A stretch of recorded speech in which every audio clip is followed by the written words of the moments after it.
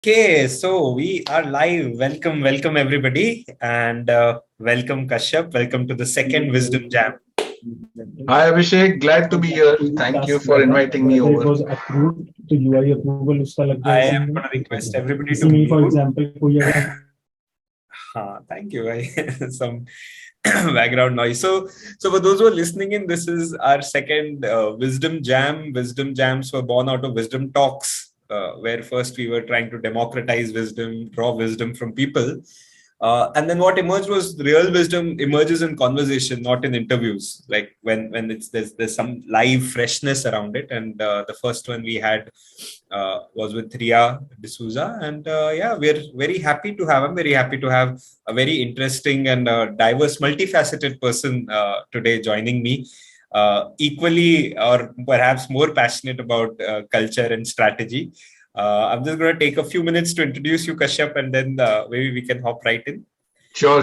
Don't embarrass me more. No, I think Kashyap, really, I think fascinating journey over the last decade and a half. From being on the foundation side at Michael Susandel Foundation, being on the government side as an OSD with Chandra Babu Naidu, studying public policy from London School of Economics and NUS in Singapore, and business management. And now in Bridgespan over the last 5 years, Kashyap's seen various viewpoints of the process of social change. I think that's what's exciting me about this conversation, that I'm talking to someone who has not seen it only from one view, but from three very interesting vantage views. Kashyap now works on the education piece at Bridgespan and also in the BNDP, which is Bridgespan Not-for-Profit Development Program, which builds capacity for not-for-profits, not only in India but globally, if I'm not wrong, Kashyap. Yeah, it sounds like a vast scope of work and a lot of rich experience across the sector. So thanks for thanks for accepting the invite and welcome to the talk, Kashyap. Thanks, Abhishek, for a generous, I think, intro. I would kind of use this part of the recording to tell people that how there was so much of method behind all the madness. I mean, it's good to put it as multifaceted, or maybe the other side of it is that, you just find your path as you go forward. But honestly, I've been fortunate to be part of different experience and exposures. And when this topic, I think, came up, I was also equally excited to, chime in and share my thoughts and also hear from you as well. I think from your experience as well. So look forward to this. Yeah, I think what excited me is I am a learner by contrast. Like, I learn when I see differences. Yeah. And so when I saw your journey, I'm like, this person has contrasted things, and that's when you learn much more, right? When you horizontally contrast. So I think that was exciting. That you've seen contrast, you've seen different worlds. So and I think that's an interesting way to put it. I think for me, I always thought that I've been able to push myself out of a comfort zone. Like, I was started in business consulting and reached a stage where understood the nature of game and how it works. And the moment it becomes a bit comfortable, I kind of pushed myself to go into public policy as a domain, right? Again, there, after my studies, joined government, wanted to understand how government work. Then again, reach a stage of comfort very soon there, because the work was exponentially fast. And then said, okay, let's see how the foundation side works of it. So I would kind of say it's more of pushing myself out of the comfort zone. And maybe that's also the reason why, as I always say, why I went from buy side to sell side, in terms of from a foundation job to working as a consulting organization. So it's been interesting, and I'm glad the way it has shaped up. So I would not change it looking back. Awesome. And I'm sure there is so much to talk, but I'm going to resist the temptation to talk about a whole range of things, including being fellow Mumbaikars, and bring it to very specifically to our topic for the day, culture and strategy, and drawing on your experience of having seen culture in so many different domains. The statement that most often gets quoted is culture eats strategy for breakfast. It's like it's almost become a cliche now to say culture eats strategy for breakfast. So just curious, in your experience, how do you firstly see strategy, see culture? Do you see this relationship? Does culture really eat strategy for breakfast? Is it able to digest it? Do the two act together? So yeah, just curious to get us started on Yeah. your sense on this. Yeah. So actually, in very simple terms, if I have to just look at this two words of culture and strategy, I just feel strategy is the visible part and culture is the invisible part. Right? I mean, what I mean by this is, can go to any CEO or a senior leader in an organization and say, okay, what's your strategy? And he can show me 10 jazzy slides and, presentations and all.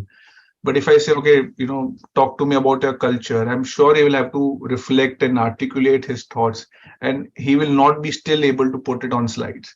Like, have you seen any organization put on slides that this is my culture? I mean, they might use some framework to explain, but still, you only feel it when you're part of it, and therefore the invisible part of it, and that makes it all the more trickier. So, the confession here is, this culture, its strategy for breakfast point, and it's a confession that initially I thought it's a overhype. Matlab, I thought, okay, is it actually true? And how does that work, when you say culture strategy for breakfast? Because what it means effectively is that however good your strategy is, if your culture is not in place, or culture of the organization is not in place, then effectively the strategy will not work. Right, and it took me some time to understand the profoundness of that statement. The funny part is that a lot of cliche statements, as you mentioned, are actually profound, but we kind of label them as cliche, and then kind of avoid that terms. So maybe if I may, let me try and explain why for me that journey where from thinking that this is a bit of a overhype to coming to a conclusion that actually it's true.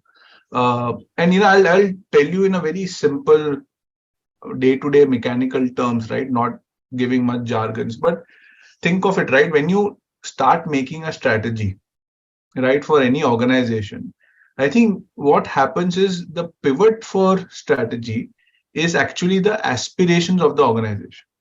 Now, if you say I want to launch a rocket from here to 1 kilometer, I will give you a strategy according to that. If you say I want to launch a rocket from here to Mars, the strategy will be completely different, right? Now, that hook is the aspiration. And where does aspiration come from? Aspiration comes from the culture of the person and the culture of the organization. If the culture of the organization is weak, more run of the mill, you will see very run of the mill kind of aspiration. So, a lot of times when we work with organization, we meet organization who are like, jo chal raha hai, wo chalne dete hai, just let's think of the next 5 years. And they get into a strategy planning exercise more as a routine rather than thinking through in terms of what we need. On the contrary, we meet some organizations which are culturally, they feel they should be disruptive. And then the kind of aspiration they set, you actually start scratching your head in terms of inka strategy kaise banega, right? So the point is that it starts itself from aspiration and how aspiration is linked to culture. So that's the start. Then comes the next step wherein you start building the strategy. And here, always there are two options. One is you build strategy in isolation, like, 2-3 people who are involved kind of make it and then present it as a gala document to everyone or a jazzy presentation. Or you kind of build it with consensus, get people on board, brainstorm, exchange thoughts, and everyone feels that they are part of that strategy making exercise. So wahan pe, that alignment aspect and doing it by consensus comes in. Now again, how is that dependent? That is again dependent on culture. If the culture of the organization is such that, it's I, me, myself, and I will do everything, and, I will decide the strategy and tell everyone else, okay, now this is the strategy, now let's just follow it, then that's how it will become. But, if the culture is more about, involving everyone, and especially in the non-profit sector, right, where things are honestly very complex. Believe me, most of the time, no one knows the answer.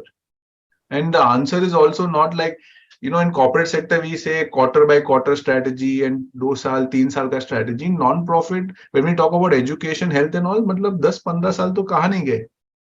So in that context, if anyone says कि नहीं, I know the answer and ऐसा ही करना, I think it's honestly tricky. Like I've been in education for donkey's years now and early childhood. And, even biggest of biggest academicians would say that they don't have the answer. Otherwise, they would have cracked it. So, you're building things through consensus, collective brain waves, wisdom becomes very important. So again, culture वहाँ आ जाता है, right? Now, third thing, I'll give you this example, right? In this context. तो हमने पहला decide किया aspiration वाला. Then we said consensus alignment वाला, all linked to culture. Now, third thing is, while you're making strategy, what's the mindset of the organization, right?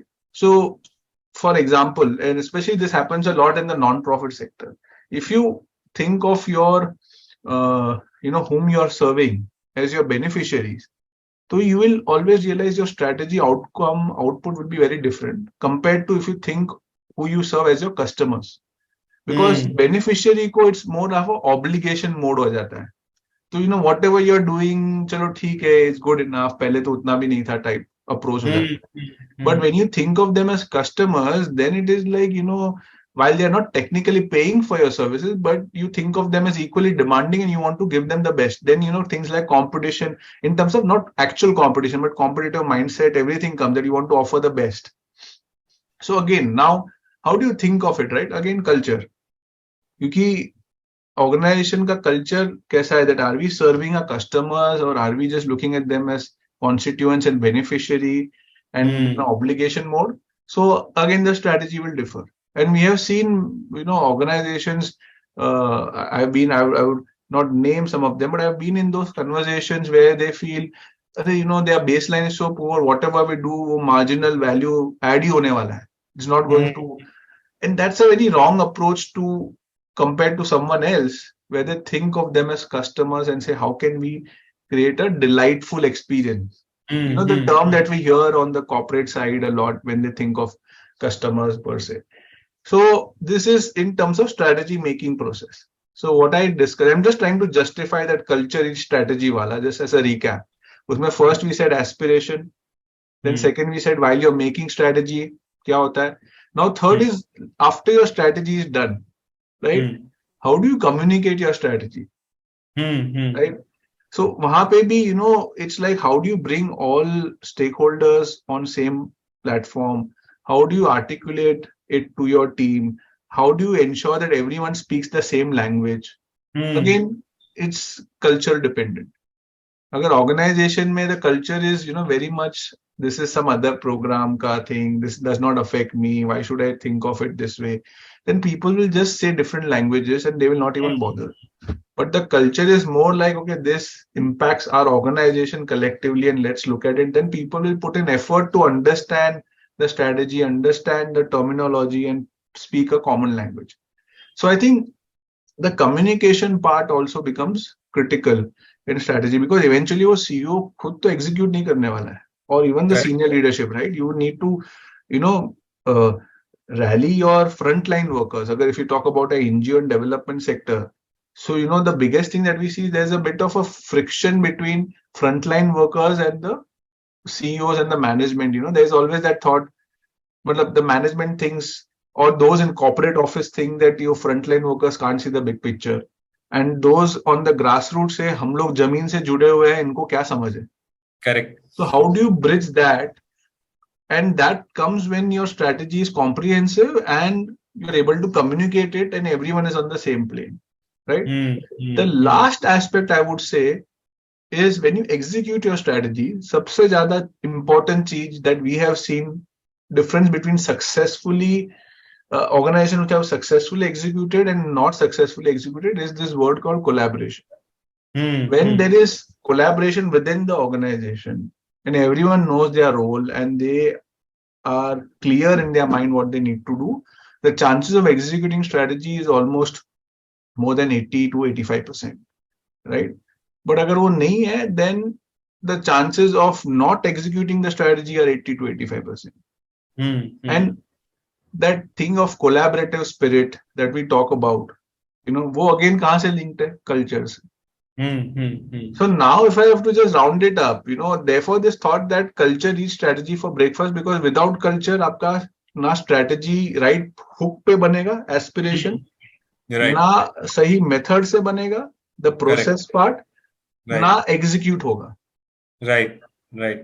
So it was a longish answer, Abhishek. I'm sorry, but I thought I will No, just no, break I it think it's down. fairly comprehensive. And in the second point, which is na theek se banega, you're saying not only the process, but also the communication, because you brought in that Yeah, aspect of how I yeah. communicate the strategy is also there. So yeah, it's a fairly convincing answer that yes, culture, bilkul I have to strategy. justify my consultant Yes, credentials, yes. I maybe. think you justified like a disciplined consultant in a very very rigorous way. No, thanks for that. I think I mean, there are so many threads on that, but I think मेरे लिए what was coming was this जो NGO में काम करने वाले प्राणी होते हैं. हाँ, Right.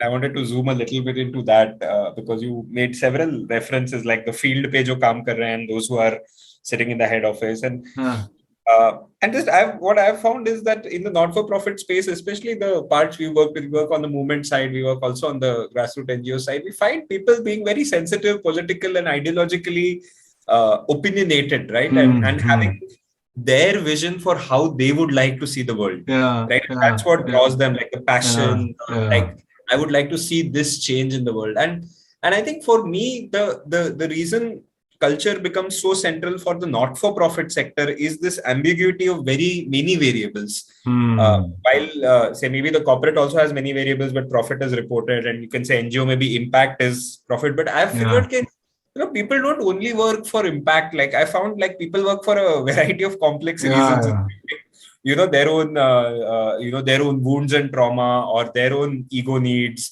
or yeah, social approval, or yeah, wanting to just be politically kind of manifest their dream, and all are legit, I'm saying. yeah, When these kind of opinionated people come together to do to make something happen, then I'm like, this is like a perfect recipe. If one is not mindful of the culture, it's a perfect recipe for a disaster, right? And and the reason I'm saying this is because the founder is perhaps the original visionary, right? So the founder's aspiration kind of becomes the first hook that births the organization and so on, and then it attracts its first wave of people who are believers in the founder and so on. But then as time passes, others come in, and that tension between what the founder saw as a dream and people coming in with their dreams, co-owning that dream, moving from founder to collective, ye pura jo the and what's interesting is in that whole movement, I'm sure with your BNDP also, you help people navigate these movements, right? These shifts in culture. So I think for me, it's always been interesting to see, and particularly because you said, that it's invisible. I've been curious about what are levers. Have you seen people, like particularly founder CEOs and CEOs, actively use certain levers or use certain ways to set culture in motion? Like you said, strategies like slides, but culture is embodied, culture is lived.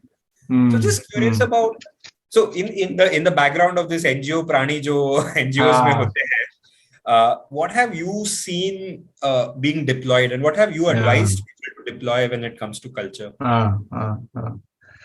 No, I think so. Completely agree with you. And I think before I talk a bit about what you asked, I think just couple of points is, the funny part is we need people in this development sector who are passionate about what they do, want to change the world. And if it comes with a baggage of opinion, then I think that's also fine.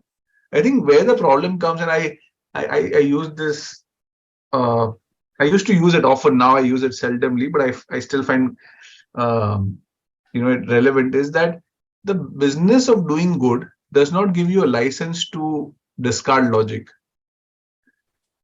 And what do I mean by that is, what I've seen as a culture is, अरे हम तो अच्छा कर रहे हैं, अरे अच्छा कर रहे हो ठीक है, but you are dealing with a complex situation. If you ask me, having spent time in the corporate sector and also in the development sector, I would say this is far more complex job than a corporate sector, with no intent to demean any sector. Like I myself feel that I've learned my skills and tools in the corporate sector, and which are fungible in the development sector.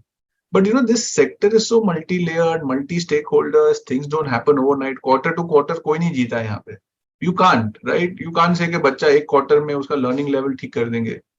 So the problem is that because things are difficult to measure, because somewhere there is this point that I'm doing a service to the society, sometimes people ride on their own will and forget even commonsensical approach in the sector. And therefore, and I've seen that a lot, when it takes some time for folks like us or others to tell them that, look, you can't just say that I'm doing good and ho gaya, right? So I think that's one. आपने दूसरी founder की बात की, right?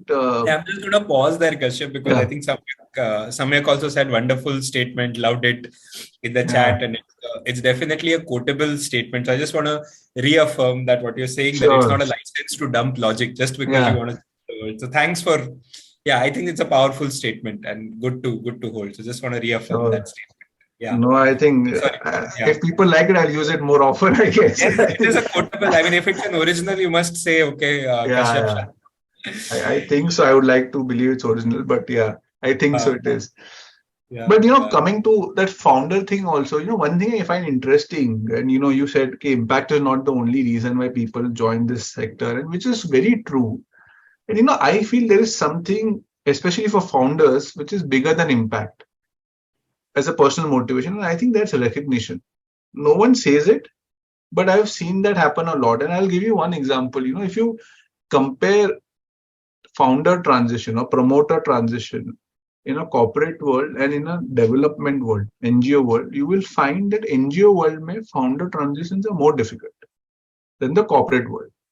Corporate world mein, there is a process per se, you understand the second line of leadership, you develop, there's a lot of investment which goes into that. Yahan pe, in the development world, what happens is for a founder, everything is more about the recognition and the legacy. And for them to part with that becomes all the more difficult.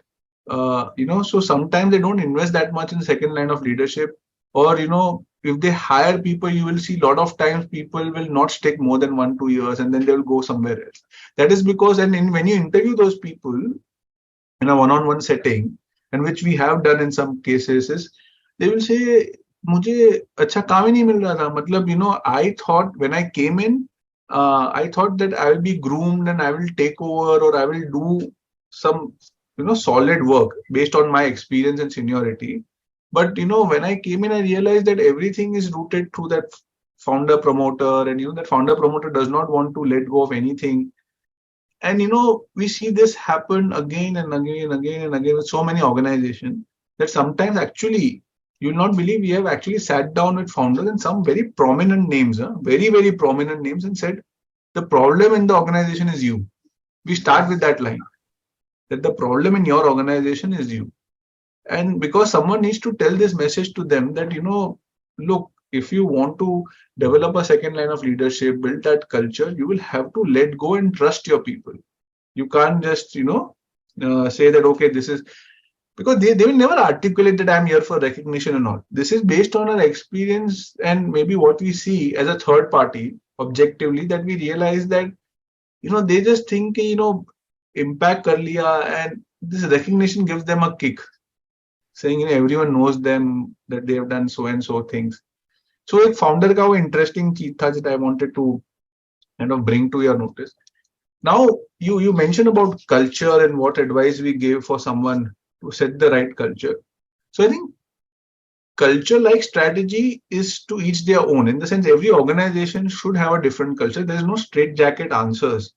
यहाँ से copy paste करके वहां डाल दिया. I think so that we are very mindful. And we kind of sometimes do this simple exercise, and I don't take credit of this exercise. It's by, I think, an organization called Primus Inc., where they do the simple exercise saying that, okay, as on today, if you want to list out what is tolerated in the organization and what is not tolerated in the organization, how would you list that out? So first of all, then, senior leadership or others come together and they list this out. And then the question is, within the what is tolerated bucket, is there something that you want to move to what should not be tolerated, and vice versa? And that kind of sparks a thought process saying, yeah, this we tolerate. For example, microaggressions we are tolerating, but we should not ideally tolerate. So what can we do about that? Right? So I think that's one exercise that we have seen gives a lot of benefit to people to kind of say that we want to change ABC, get some specifics, because it's so amorphous at the end of the day, that if you don't know tangibly what you need to do, how to set the right culture, then it becomes very difficult. So, so that's one. And since we're on this topic, I would also say the second thing is, a lot of people try and solve culture through guidelines and policies. And they think of it synonymously. कि, ये नहीं है तो इसका policy बना दो, इसका rule बना दो. But actually, if you sit back and reflect, if your people have some moral compass and if your culture is right, then your cost of having a right culture and your effectiveness of having the right culture would be so the cost will be lower and effectiveness would be higher. But if you have this rules and regulations and guidelines and policies, then your cost will increase and your effectiveness will decrease. So I'm not saying that one should not have guidelines, policies, right? Every organization should. But if you just depend on guidelines as a tool, because that's the easiest thing to do. If I say, Abhishek, ye problem hai in our organization, and Abhishek says, अच्छा चलो एक guideline बना देते हैं. That's the easiest thing to do. Yeah. और उसमें भी लोग अपना थॉट नहीं डालते, उसमें बोलते हैं कोई ऑर्गेनाइजेशन दूसरा है क्या, वहां से पूछ किसी को, let's get it and do it. So that's how it works. So I think that's the second part, and I will stop by saying a third part. And I think it's very important is that what is funny is when you talk about strategy, the founders, the CEOs will take a lot of interest. When you talk about culture, they think it's a job of HR. And I think that's where we miss the plot big time. HR can't set culture. And I'm not demeaning again HR. I think I have great regards for HR, but no individual department can set the culture. It has to be set from the top at some level, right? And I think that mindset is also very important per se. Yeah. So these are some of the things that we kind of tell our organizations when we are working with them.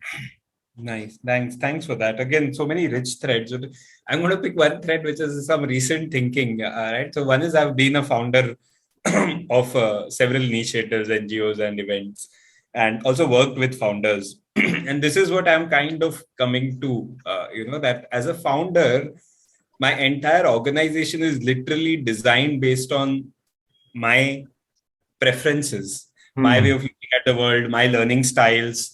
It's literally like I have tried to create conditions in which I can fully express myself. An organization literally become manifestations of founders. And that I knew at one level that, okay, ये इस type का बंदा है तो इस type का organization खड़ा करेगा क्योंकि it reflects his past, his wounds, his traumas, his aspirations. But now I am realizing that the patterns organizations get stuck in are very deeply to me connected to the psyche of the CEO founder. And I'll kind of elaborate why, right? So say there is somebody, there's a particular CEO founder who thrives in chaos, who loves chaos and knows that the best will come out in chaos. Now, and then they sit and wonder, think, why is my organization forever in different kinds of chaos? And it's like unconsciously you're manifesting it because your entire, your beauty, your charm, your charge comes out when there is chaos. And so you're manifesting again and again. Like for me, for example, when I was leading Blue Ribbon, I was very into inquiry and reflection and reflectiveness. And personally, I'm a reflective person. I used to be even more reflective at that time, less action. So BRM also became an organization that would keep reflecting a lot and acting much lesser. And again, it would reach into these moral dilemmas, which need not be if you would be in action. It's like, stop it, let's start acting. But the shock jo hai organization can, I would say, in fact, all the way down to our funding strategy, everything is designed almost around that. And I'm like, wow, these links we are discovering, that how culture is so much a manifestation of the founder creating conditions based on their worldviews, patterns, and where they can thrive. I know that's what's been more and more visible to me, that we manifest those organizations. So is that something? No, I definitely think it's very true. I definitely think that somewhere the culture gets set from the top, and there are cues that people are giving subconsciously that they themselves don't realize, and the organizations pick up those cues as well. I mean, I'll give you this example that we're working with this organization, and there the somewhere the subconscious part was that I want to be one of the largest NGOs by operating budget. So there was a drive, and that was the culture and the personality of the founder. High flying, bordering on vanity, to be very honest. And so we were helping them on one thing, and there was this funder who was talking to them and asking them the details about the plans and everything. And at some point it reached a stage where they were just pandering to whatever the funder was suggesting, or they deemed the funder is asking. कि funder को ये एक होता है ना pattern recognition के, funder को यही चाहिए, उसको ये बताते हैं, हम ये करेंगे, हम वो करेंगे. And they were doing that a lot. And I was wondering that, are you convinced that this is the way you want to go, and how is it? And what I heard was, I mean, it's not so shocking now, but at that time, at least it was shocking that they are, let the money come in, then we will decide what we need to do, So the focus was more on, that being, one of the largest NGOs in operating budget and all, and to hit that. But क्या करना है, कैसे करना है, we will figure out, we will manage the funder and all that stuff. And to link it to what you said, it was then very well visible that where this thinking is coming from.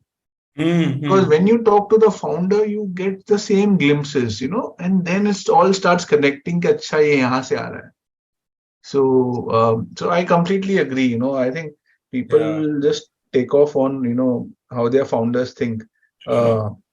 Sometimes, like one so very negative example I would give is even like this term frugality. And this is my personal view, right? I feel frugal innovation is very good, but I think our sector, there is this curse that if you are paid decently, or if there is, if you, let's say, if you travel by flight somewhere for your work or something, it's sometimes not looked well upon. And I don't know why. And a lot of that also comes from how a founder thinks, and how the founder enforces that culture. So I think all those things are also very striking per se when you think of how the founders behave and how the team catches on. Yeah.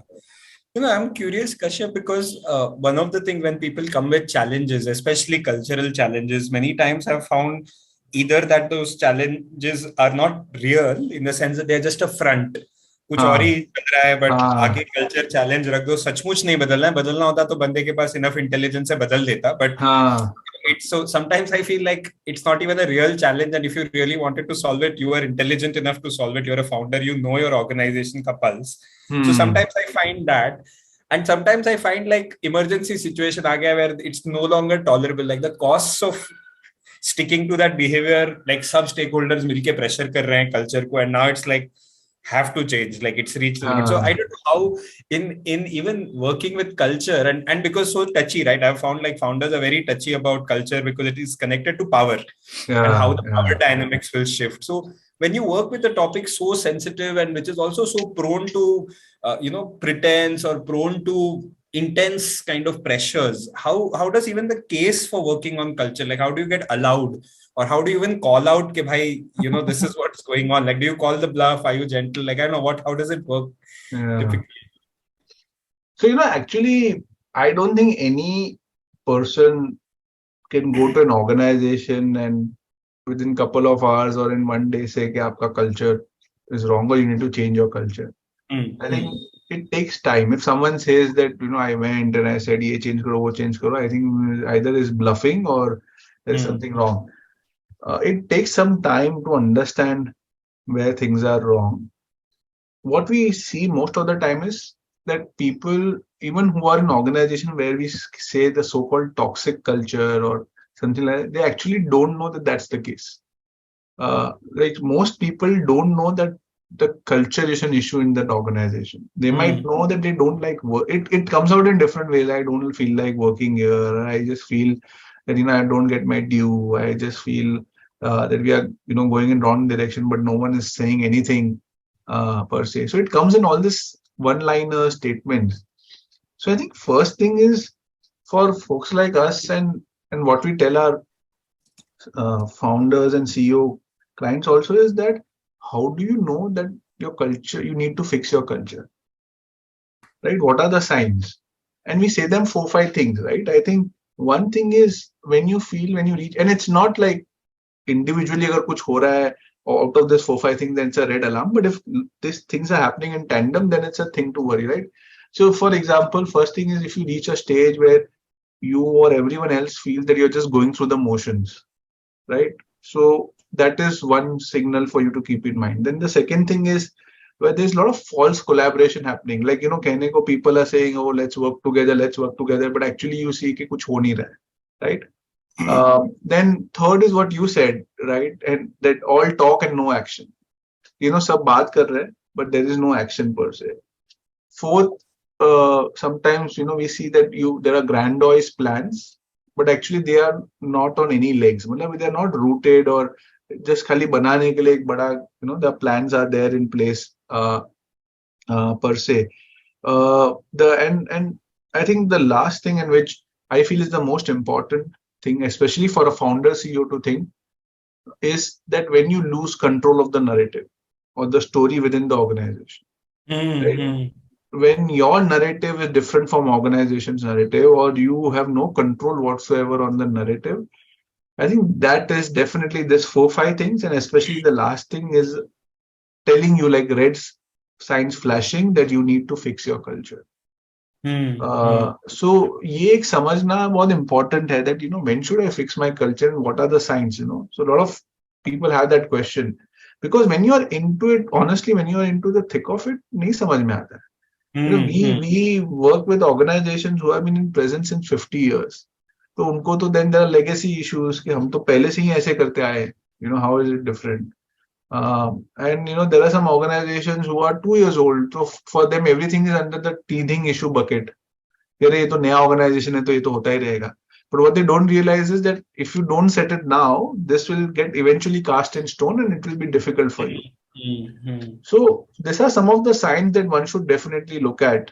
If you think that you are in a culture that is not appropriate, and I know we are not talking about frameworks and all, but I would still give in to my urge. I think there's Johnson and Scholes ka cultural web hai. So it talks about the different components of culture. It talks about the narrative part that I mentioned. It talks about what are the rituals, routines, power structure. If any of the audience, anyone wants to understand or unpack culture, I think that's a good frame. There are many frames, honestly, but I find this to be more relevant and useful. No, thanks for that. And thanks for the pointers. I think each of them can be unpacked so much. And the narrative piece, I think, since you also mentioned that, holding control of the narrative, and every organization has their own internal narrative where why do they exist? And that's the common shared belief, the shared worldview, and so on. And I wonder in some organizations that narrative becomes so strong that at times, is it fully even anchored in reality, or are others outside seeing it the same way? Especially organizations that can become victim of their own success. We are like, the scene, and it only after a while they realize, अरे हाँ यार, we completely हमारे सिर में picture चल रही थी जिसमें हम हीरो थे, बाकी कहानी तो अलग निकल गई, right? So वो narrative बहुत ही touchy. It's an edge, right? I want to have a tinge of away from the common reality to say I am special, we are different. And yet I don't want to frame it so dense and tight that it becomes like a delusional thing or a cult even. Like hum to, ye wale hain, hum to, in itself, like the idea that it's a youth organization and it has some questioning, reflection, action, Vinoba Gandhi. So there is that coolness around being associated with other thinking young people and so on, except that after a while it could end up becoming an echo chamber of its own, where everybody is telling everybody else tu cool hai, but bahar pata chala kuch aur hi, matlab it's story. How do you work with, do you work with leaders on narratives? Do you listen into the narratives that are going in? And I think we do listen into, we work with leaders, and uske liye I think ये जो आप point बोल रहे हो ना, उसका सबसे बड़ा indicator is when you talk to folks in the organization and they keep on saying हम ये कर रहे हैं क्योंकि we are different. That entire thing of we are different, तुम कोई different नहीं हो. आप जैसे 50 ऑर्गेनाइजेशन है जो ये सेक्टर में काम कर रहे हैं, जो ये सब सेक्टर में काम कर रहे हैं, जो ये ज्योग्राफी में काम कर रहे हैं, but there is that mindset कि हम अलग है, हमारा मॉडल अलग है. And if you see those organisation would rarely collaborate with other organisation. Again, again, a funny thing that I keep on saying, that it's easy for political parties to collaborate, but for NGOs to do. मतलब Definitely. वो तो political ideology लेके आते हैं, फिर भी collaborate कर रहे हो तुम. So basically again it's like, I don't know, develop that strong ideology that my model is different, the way I do is different. So उसमें उसमें क्या होता है, we see this signs where they are not willing to collaborate and hear the outside noise, as you said. So they are in their own cocoon. They feel the content they're creating is vastly superior to others. They would not reuse some of the content which is already there, again because they feel that हम जो बना रहे वो अलग ही है. And they reach a stage where they actually become fossil material, for the lack of a better word. And I've seen such organizations with great names, in their domain and very well known, but they want to romanticize with that legacy and not look outside.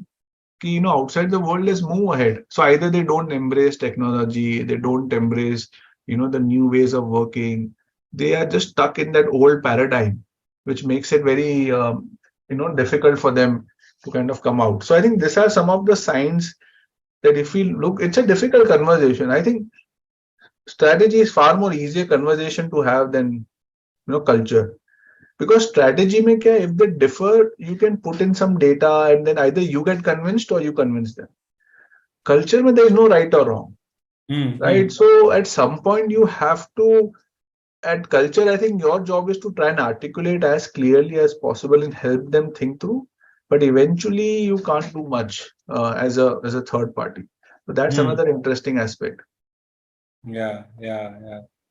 Samyak is saying funny, sad, and true at the same time. Also, Samyak's asking for the name of the framework. That's the Johnson and Scholes Cultural Web. Johnson and Scholes. Thanks, Johnson and Scholes is the name. So yeah, I think I just want to take this narrative piece one more level, right? I mean, in one way, I find like corporates being very honest about profits and political parties being very honest about power. There's a vulnerability in going out straight and saying, guys, I need power, please vote for me, or guys, I need profit, I'll do what it takes for it. Somehow in the NGO space, while the front is impact and we say, oh, we want impact, but the truth of the matter is there are several variables and these complex people who have various pulls and motivations, right? It's not, I don't find it such a univariable world.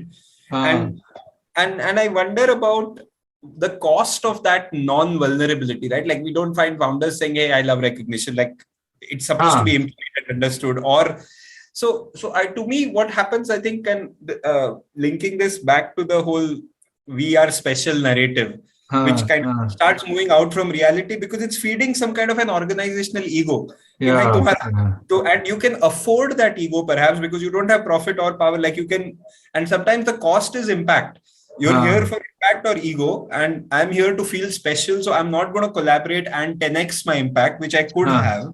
But I did not because I wanted to retain कि भाई हमारा तो तरीका मतलब आप हमें तो समझोगे ही नहीं, हम unique है. So almost like it's costly. The egos of organizations and founders ultimately cost impact and literally cause more suffering in the world. Like you could have reduced that suffering if only you would have been more humble or more open. No, I think that bothers me, I guess. And Abhishek, if I may, आपने बहुत अच्छा बताया. I think I would like to extend that. Like, profit, power, and impact. You use these three things, which is interesting. So profit, right? Either profit or loss. Usme there's no black and white. Power, either you're in power, you're not in power. Very clear. Right. Impact में ऐसा नहीं है. Impact में problem is they're all at different planes. So I'll give you an example. There's one organization which is into teacher training. Let's say कि उनका theory is कि teacher को train करेंगे तो वो अच्छा पढ़ाएंगे तो बच्चे अच्छा पढ़ेंगे, right? That's a simple theory they operate in. Now, if you ask them their impact, they will say, we organize 10 meetings with 50 teachers each time in a year. So, वो लोग के लिए impact है. Now, that's the definition of impact and they are meeting it. But we all know that that's an output. That's not an outcome. The outcome should be what was the improvement in learning levels of children, right? So these different definitions of impact, either for lack of ignorance, either due to ignorance or due to a lack of understanding, or for whatever reasons, creates more problem. You know, we never. A lot of people, they use different terms to define their impact, and some of them are actually, you will be surprised, they are at an input level. जो हमने सीखा रहता है ना, वो input output outcome वाला, जो input Hmm. Intervention output outcome. So people are not thinking on outcome. And when you force them on outcome, they say, you don't understand. We are not in that business. We deal with human minds. So they always have that answer and some kind of shield for that. So that's the problem with impact vis-a-vis power and profit. Profit में तो you can nail a company ना कि यार you are in loss for 3 quarters. आप क्या बात कर रहे हो? यहाँ पे आप क्या बोल सकते हो? So Yeah, I think yeah, that's where the challenge lies also, in terms yeah, of how organizations think of impact. yeah. No, I'm gonna add one more layer by tying back the previous thing. That And again, sorry, yeah, I want to do justice to this. See, there are uh, genuinely organizations जिनके लिए impact is tricky. वो भी मैं बोलना चाहता हूँ. I don't want to see. For example, there is an organization which works in autism, right? उनके लिए impact is कि वो बच्चा अभी खुद spoon उठा रहा है. So that's genuinely impact. So I'm not trying to demean anyone कि यार लोग ऐसे ही input level पे stuck है, output पे stuck है. Case by case है. But in general, I think this impact definition is an issue. yeah. No, since we're on the critical trail, I'm like, we're on the critical trail, being deeply appreciative of the sector, right? The fact that you and I Yeah, have chosen to locate in the sector. So yeah. I'm saying that kind of goes without saying that, full power. And I think from that space, I was adding one more layer to what you were saying, that again, for a company, there are shareholders, and for political parties, there are voters. हाँ. Again, for a not-for-profit, of course, there are funders and there is a board. But to me, somehow those and a CEO has to kind of make sure the board is present and on board and funded. I just feel they trust much more. They trust founders much more, I feel, than voters trust political parties or shareholders hold account. I mean, I just somehow feel accountability wise also, there are many more degrees of freedom. They allow the founder. I don't know how it actually works with many NGOs, but in several NGOs, I'm like, the founder has a long rope, हाँ. longer than what a political party could have because voters usko tightly rakhte hai, ya longer than what a CEO could have because there's a board of directors and shareholders. And that added with the ambiguity of impact and this internal narrative, it can get like, one can get really lost and spend years of life and effort. And very often these answers are very unglamorous. I was looking at, I think this effective altruism movement was looking at what creates highest impact, and some of the winning answers were very unglamorous, like, oh, malaria nets and tablets which filter water. Now, who wants to do something as basic Solar as that? lamps. But they're like, this is what's saving lives. Now, what do you Yeah. do? Right? What happened to the elaborate? Because so it's there is something there, and I think it's interesting that we're talking about this in a self-reflective manner. And I हाँ. think authenticity and raw honesty in a culture, right? How do we bring raw honesty in our cultures? Where even if there's one child saying that the king has not worn clothes, at least वो एक child के लिए जगह है कि वो बोल पा रहा है. And mostly we kind of weed them out because they're like, they don't fit in the culture. But maybe they're truth tellers who are helping the culture get wiser, right? I Yeah, wonder. yeah, yeah. But maybe coming from a consultant, it's more acceptable, I guess, than coming from someone. I don't know. I wonder. How do you think No, about no, this? I think issues to hai. I don't know whether you have seen this. Edelman is a PR agency, so they do this surveys globally. And उसमें India का interesting था that people, and if my memory serves me right, this is 2019 का data, but people trust corporates, followed by political parties, followed by non-profits. Like Whoa. NGOs का trust factor is the lowest. And that one might argue that because a lot of these NGOs who have spoiled the name belong to those political parties. See, एक तो दूसरा thing is in India, everything is an NGO. Na? BCCI is also an NGO. Yeah, The yeah, Siddhivinayak Trust is also an NGO. yeah, So yeah, that's yeah, the bigger thing. We were doing yeah. some projects. Sorry to digress, but this is an interesting fact. We were doing a project on how to scale non-profits in India. That was a project. And uske liye we needed that how many NGOs are there in India. Right? Simple question. Honestly, there's no answer. And the only answer we could find, this in 2018-19, was there was some inquiry which was happening and Supreme Court had directed CBI to find out, and CBI then gave some number, तो सब वही number लेके चल रहे हैं.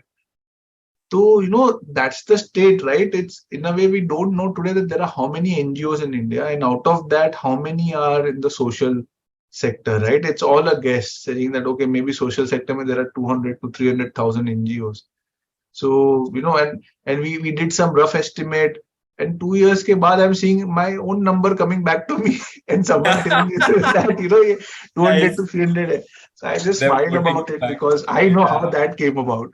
Uh, so, but Interesting. There's a lot of ambiguity, I think, right? Yeah. lot of ambiguity. Yeah. So I think, no, I think, see, every sector has good and bad, and so is the dev sector.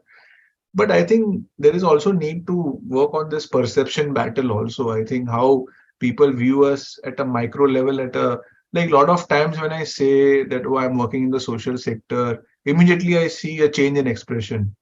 अरे बेचारा कुछ हुआ नहीं रहेगा, इसके लिए now is working in the social sector. Or the other things, oh, I thought you were a bright person. Why are you working in the sector?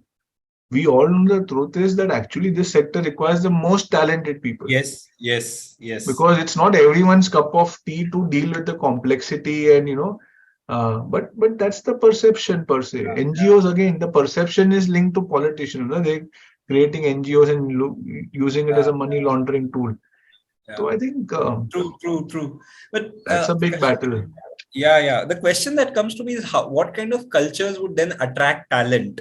Knowing that there is ambiguity, knowing that it needs really bright minds, knowing that there are complexities, ambiguities, founder egos, everything. Ye sab leke, at a sector level now, if I would have to, like, I'll invite you to kind of say, okay, at a sector level, क्या चीजें हो that as a sector, the not-for-profit sector has a culture which attracts the brightest talent, right? And what may be barriers why people are choosing not to so many more people could show up. So what would be some of your pointers at a sector level? So I feel there are 2-3 key points, but I think the first thing which I feel has a lot of potential and जो अपने sector में थोड़ा ज़्यादा हो रहा है, and I think that's where we can differentiate, is I think focus on diversity, equity, and inclusion. It is gaining more and more ground where many CEOs, founders are now thinking, how can I, look at gender equity within my team? How can I make my culture more inclusive? So, for example, I know organization who specifically look at mothers who have just delivered a baby and are looking for a job, but they want that flexibility, and they are getting amazing talent. Abhishek, you will not believe the kind of talent that they are getting through this. Or some making it a bit flexible to make it inclusive for different type of people, especially able. So, this is how that equity inclusion comes in, right? And when you, like Bridgespan itself, we have a goal of having more than 50% of our employees to be women, and we have surpassed that goal big time. But we have another goal that 20% of our organization by 2026 should be from Dalit, Bahujan, and Adivasi community. Wow. Right. So you kind of use that as a tool to have different voices within an organization. And what happens is when people join, let's say a Bridgespan or organizations like this, they themselves find it as an enriching experience where they hear different views, and then that word spreads. And I am also seeing, like, I was a recruitment lead for Bridgespan for 2.5 years between 2019 and 2021. I myself seen that marked difference in the number of people applying in 2019 vis-a-vis 21. Right. So there are factors in terms of that, okay, people do MBA, they need to pay back their fees, and so they can't join the dev sector. So वो सब रहने वाले हैं, compensation related and all. I think where it helps, as I said, one is we see equity as a big tool to make culture happen, and especially development sector as an opportunity here. I think corporate side पे वो लोग को समझने में ही time लग जाएगा. We can take a lead and get that going, right? Yeah. The second thing is the new generation ka thought. I don't know whether new generation itself is a demeaning term, but basically people who were born in the last 2 decades or so, they come with an amazing clarity in their mind कि मुझे ये अच्छा लगता है, मुझे ये करना है. I think folks from our thing, हम लोग तो सोचते थे कि अरे इसमें करियर होगा नहीं होगा, क्या करेंगे. You see this, and lot of these thoughts that, oh, you only live once and all, and we are seeing that in action. They are very clear that, oh, if I want to work in this sector, I will go ahead and do it. And so, that's another change that we are seeing. It's not culture related, but that's a larger culture of a society uh, per se. And then, I think the third aspect is, I think, the passion and the impact. If you can draw that vision, I know so many founders who are able to build such amazing team because they're able to share that vision with others. And there is a kind of a following of that founder which happens, and a lot of people want to be part of that organization and work. So I think if you provide that good work, which is, I'm not saying anything new, the third aspect, but I just feel that it will never go out of season. Provide good work and that visionary leadership, and that will be there. Yeah. I think people definitely want to do good. So वो इच्छा तो सभी के दिल में होती ही है कि कुछ contribute करें. We are very privileged, like I guess people like us who can actually live that out like 24/7, like as a livelihood, right? And that's, I think, such a blessing. So I was that's why I was curious. But yeah, I also plus a lot of what you shared, the founder articulating the vision. I found this very interesting, that the DEI opportunity for the sector. So that sounds like a bright future. Rashmi is just saying that by default, isn't it, that there are more women in the not-for-profit space in general? So yeah, perhaps. Yeah, I think perhaps, but definitely we need more women. I think the kind of emotional intelligence they bring in, and our sector needs it. Definitely. So definitely, we need it more. I mean, and hopefully it increases, and it should become by choice and not by default. I think that's the only change. Yeah.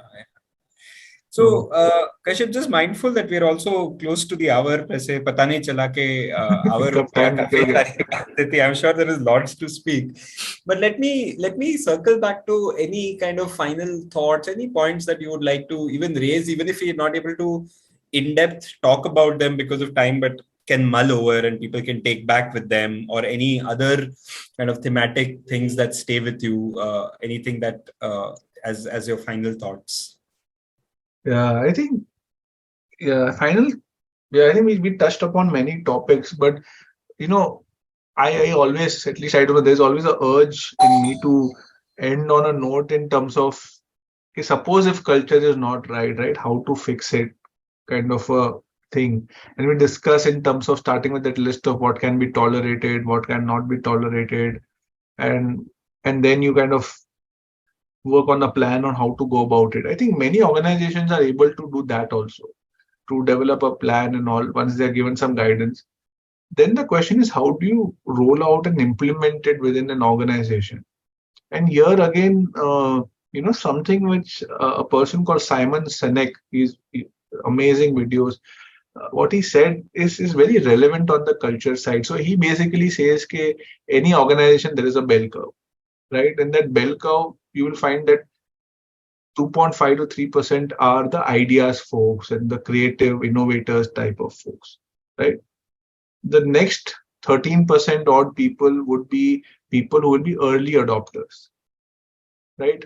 Then balance me around 60% odd people would be, average, as any bell curve would have, saying that, once they see some traction, they will adopt. And the balance 18% would be late adopters. The problem sometimes happens is when we try to fix some of these very structural issues, we don't understand who are our early adopters and who are our creative geniuses, or right? And then we just try and implement it. Now, let's say if we implement it with that 16% late adopters, they will never adopt it. So, when we try to do all this, I think to understand who are those people in the organization, and then to work with them, and initially, and when you start working with them, and if we do the maths for 3 plus 13.5, but I think the logic is that even if you cross that 10-12% threshold, then the rest the ball will set rolling. So I think identifying the champions, हम लोग loosely बोलते हैं, you identify the champions in the organization, but ये champions कैसे होते हैं? I think that's something I wanted to share, which we have found helpful when we do a lot of this change management kind of work and, of development kind of work. uh, and we see that difference happening, where and then people will start doing it on their own per se, and it becomes part of that culture. So again, linking it to that earlier thought that if something is part of the culture, it is more cost effective but more productive. So I think that is something I wanted to leave the thought here in terms of how to do it. Nice, nice. I think that's a good kind of takeaway, right? Who are these 3.5 and 13% in my Yeah, organization that be yeah. the levers of change, and that almost sounds also actionable for me. Uh, that's great, Kashyap. I think the last part of all wisdom jams we do is like a helicopter, which is that we Okay. now zoom out to reflect back on our conversation, saying how was the conversation for you and how did we do, what did we cover, not cover. So maybe just to close this conversation, we just pause to reflect back on how was this conversation in itself? How was it for you? How was it energetically? Yeah, I can also share how it was for me after that, and then we can close. So, Yeah. uh, No, for me, I think the topic was very relevant, and I think it was there were points where actually it was informative and cathartic. Like some of the things that you shared and how we kind of navigated through this invisible topic of culture, I think was very useful. And and for me, if I have to link it to my larger view, I feel the dev sector is required for a country like ours in the journey that we are in, right? Uh, I think what is known is that the government is and will be the largest social sector spender, but it can't do without the civil society. And the government also realize it. Like we saw COVID as a prime example, right? And therefore, setting our house, and when I say our house, I'm thinking of the entire development sector, becomes very critical. And the topics of strategy, culture, uh, is quite key to this entire thing. I think hmm, we always use this thing called that eventually any organization to realize their potential, it's the nexus of strategy, talent, and capital, and circulated in a circle of culture. And what we hmm, mean by that is कि काफी organisations होते हैं जिनके पास direction होता है but capital नहीं होता है, जिनके पास शायद कैपिटल है बट टैलेंट नहीं है, and many combinations there of. If you're able to work on this three and have hmm, the right culture, then I don't think anyone can stop your organization to achieve their potential. hmm. And individually, if they achieve, as a sector, definitely we will do well. बिल्कुल. So this is very, very relevant, right? And it is as relevant as it was 2 decades back and as it is now. Yes. So for me, I honestly enjoyed. I thought that there were patches of long monologues from my side, but I'm sorry for that. No, But not at all. I did All well. entertain with some one-liners, hopefully, and Yes, yes, all compensated. good content. Yeah, I enjoyed the conversation also, Kashyap. I think it was interesting. At one stage, we both became like these sector level analysts. Like we started with culture and strategy, and I Yeah. us like sitting our sector where we yeah, and that was very, very. It felt like yeah, we are on the same page on so many of these things, having seen things. So I think that was a lot of joy, and I enjoyed the monologues also. I think they were very, very rich and dense in terms Hmm. of the number of things it Yeah. was able to pack. You were able to say in concise manner. So I hope people also go back to these conversations and maybe pick some of those slices, unpack those. And just before I close, I want to give two shout outs. One is to BNDP, which is Bridgespan Not for Profit Development Program. Kashyap Uh, anchors it. So you will be in safe hands if you're an NGO who would like to do that. This would be a great place for you to actually work, and it's a fascinating course. I hope you check that out.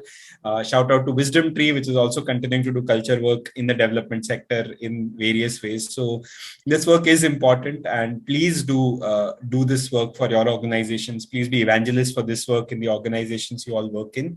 And yeah, and this recording will be available. Thanks a lot, Kashyap, for this conversation. It was really enjoyable. Thank you so no, much. thank you so much. And I just like to end with one thought that I don't know the profile of participants or people who will see this, but I would just say this, that don't wait to be a leader to change the culture in your organization, right?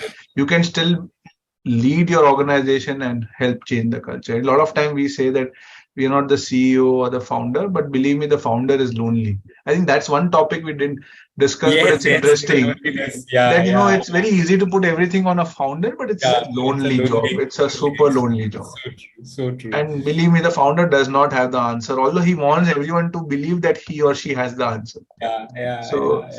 It's a so whole yeah. conversation in itself. So it's a new wisdom talk. Yes, it's a talk in itself, but Loneliness at the top. yes, totally. How to, yeah, yeah, totally. But lots of thank yous are pouring in. I'm going to close the formal wisdom talk. Thank you for whoever was watching.